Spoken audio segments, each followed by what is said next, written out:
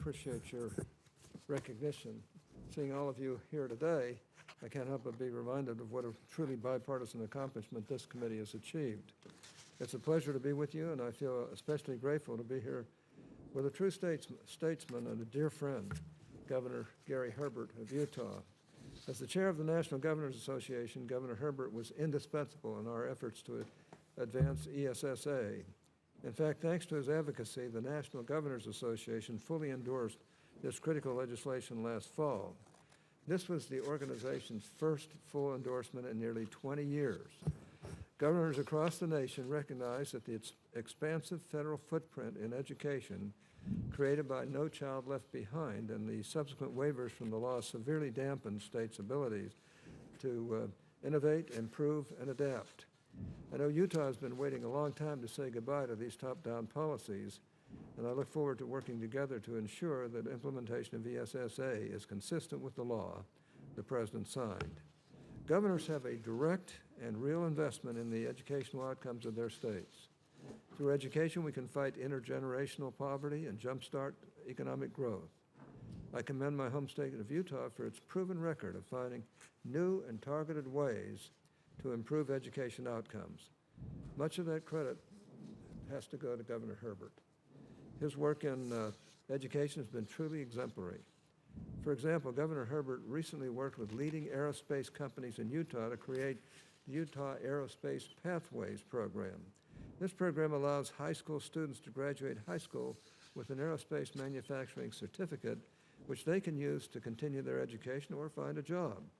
This program has garnered so much interest that it spurred a diesel fuel sister program to rapidly address another emerging need in our state of Utah. Programs such as these equip graduates with the 21st century skills they need to compete in a global economy. ESSA will continue to cultivate this innovation at the state level and in particular initiatives such as the Evidence of Innovation and Research Program, and those allowable under the flexible Title IV block grant are purposely designed to allow thought leaders to expand upon evidence-based, locally grown initiatives. Like many of you, I believe these states should set their own standards and judge their schools according to student performance. When the schools fail to meet those standards, states and localities should work with the schools to develop new strategies that promote student success. That's an absolute must. But it should be the role of the state and district, not the federal government, to intervene and determine how to help schools improve.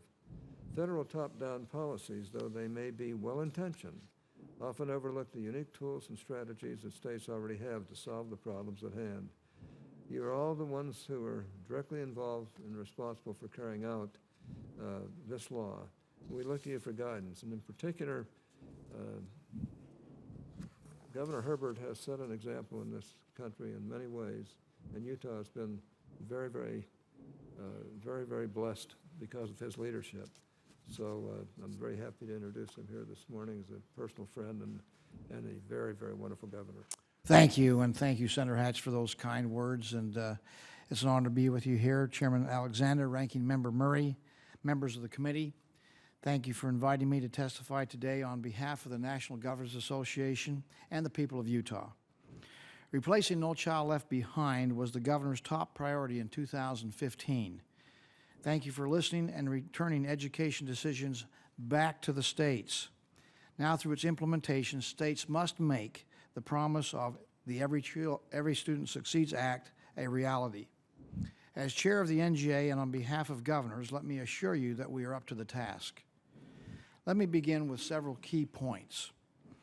The governor's formal endorsement of ESSA, our first of any federal legislation in 20 years, is a testament to how closely Congress adhered to the governor's plan to replace No Child Left Behind. It is a model for a process of what federal lawmaking should be, a floor but not a ceiling. Governors view ESSA as an opportunity for states to set high but realistic expectations for schools while allowing local control to determine how to meet those expectations. Governors also believe that collaboration is essential and plan to facilitate partnership among education stakeholders at the national, state, and local levels. ESSA's success will ultimately be determined by how well we implement the law working together.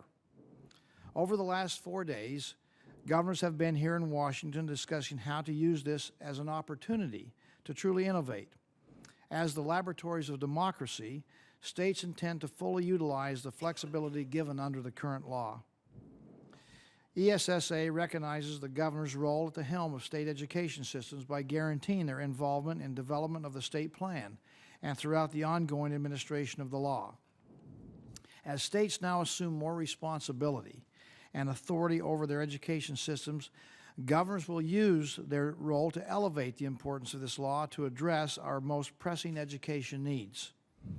ESSA takes federal education policy from a siloed, one-dimensional system to one that recognizes what states knew long ago, that a high-quality education begins at early childhood and continues into the workforce.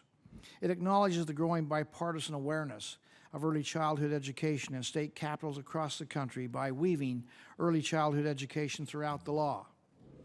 As Congress and the administration moves forward with ESSA implementation, I encourage you to look to the states to understand the breakthroughs that are possible with a collaborative state-federal partnership.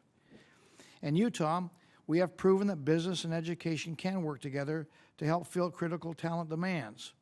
Senator Hatch has mentioned Utah's Aerospace Pathways program, spearheaded by companies like Boeing, is a stackable credential model that is addressing the state's unique workforce needs.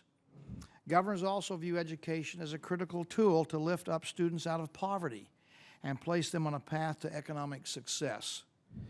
States and governors will continue to prioritize a high-quality education for all students, but we will best accomplish this through state solutions.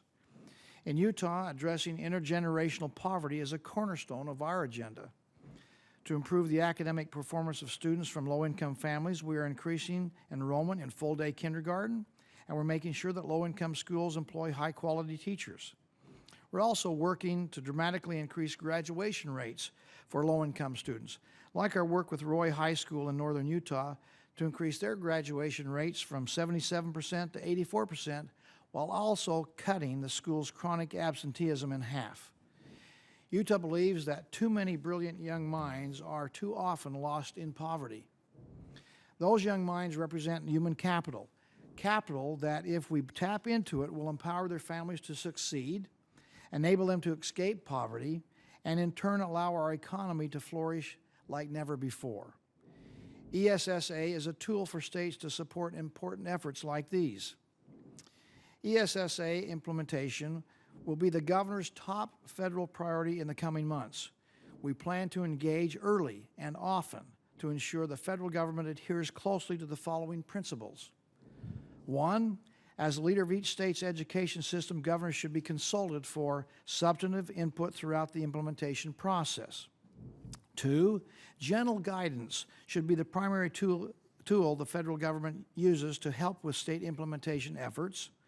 3, any regulations should reflect congressional intent and be promulgated only for sections of the law where states and school districts agree that additional context is necessary. And 4th, the federal government should allow a flexible timeline for state and local implementation. Ultimately, ESSA is built on the potential of state solutions and local control, and we look forward to focusing those solutions on preparing students for the high-skilled careers of the 21st century and a productive life. On behalf of the nation's governors, Mr. Chairman, thank you for the opportunity to testify.